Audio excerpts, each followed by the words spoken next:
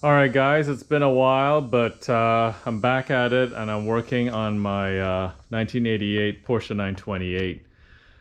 What you see in front of you are all the parts needed to rebuild the intake manifold, and it's quite a bit of parts. It's quite a bit of money sitting right here. This is on the hood of my Mazda 323 GTX.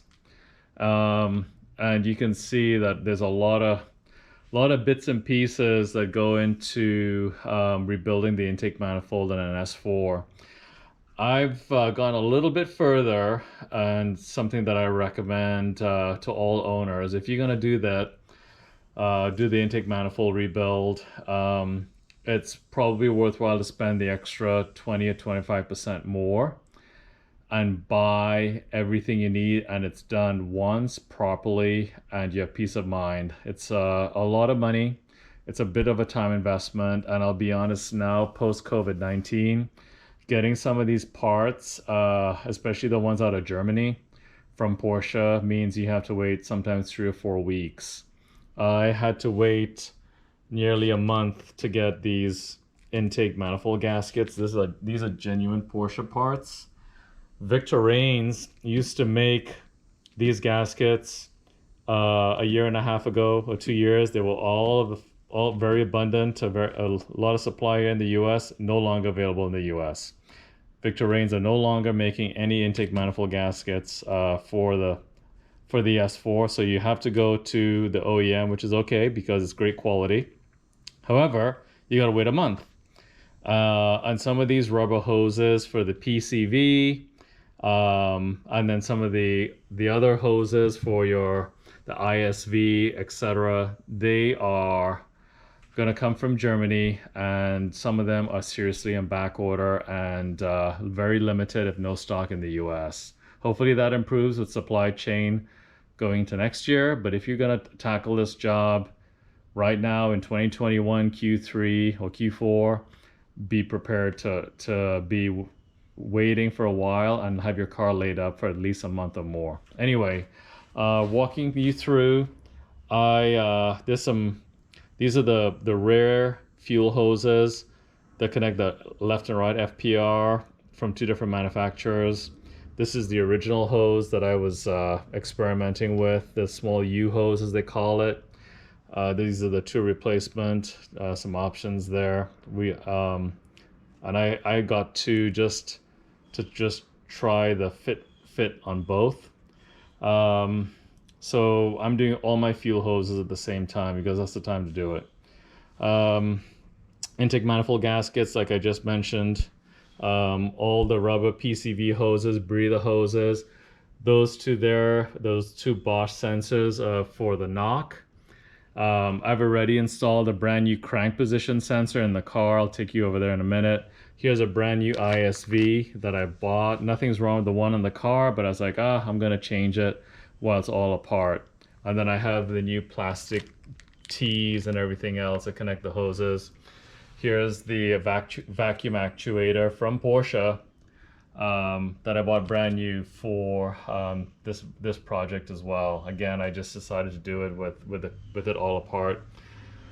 So those are the parts. I'm gonna walk over and show you the intake manifold. Here's the intake manifold that I painted, and actually, here's the old paint that just flaked off. And a lot of this paint was sitting in the valley of the block, and you can see how it just kind of comes out in big, huge pieces. And so I completely stripped the intake manifold and got it down to sort of bare metal, if you will. And of course, this is a very interesting alloy with a high content of magnesium. I decided to paint this rather than powder coat it, simply because I didn't want any media trapped in any of the runners.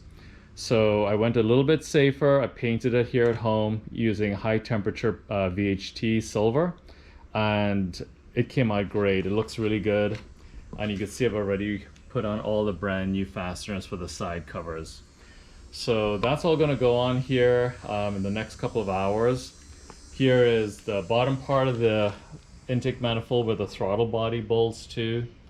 and the ISV of course is underneath this. So it's all ready to go once I put in the new stuff, and it's all cleaned and ready to bolt up. So interesting conversation on the Facebook 928 group where I posted a picture of this manifold, and a lot of opinions about paint versus powder coat and the longevity of the paint. So we'll see how it goes, and if the paint will last based on the alloy chemical composition. So we'll see. More to come on that, and of course I'll keep everybody updated. So that's the manifold. Here are the parts. So let's walk around and I'll show you the car. It's been sitting here for over a month. So here's the car. Get some light here, help a little bit. I've already cleaned the valley between the cylinder heads, so it's all cleaned and ready to go. I've installed the brand new NOx sensors, the 2 of them. I've also installed the brand new crank position sensor, which was an absolute nightmare to remove the old one. That was a very humbling experience, and just cleaned everything after I got that CPS installed. Everything is cleaned and ready to go, and I'm going to start reassembling everything today. I'm putting it back, and I'm anxious to actually get behind the wheel and drive the car again. So it's been way too long. So that's my current project, and I will definitely shoot a quick video as a follow-up to this once it's all reassembled and ready to go. And here's my little operating table. There's the MAF sensor right there. There's the old gaskets and, you know, all my tools and such. So anyway, we will make some progress here today, and looking forward to sharing the updates with you guys on a follow-up video. Hope everybody's doing well, and I also have some other 928 updates to share with you, which I'll do at a later date. I did a bunch of work on this car, including replacing the gauge console, the surround, rebuilding the gauges with a brand new printed circuit board, and I put new engine mounts and a few other things underneath the car. And when I get the car on a lift, I'll shoot another video and I can walk you through all that stuff. So stay tuned and take care.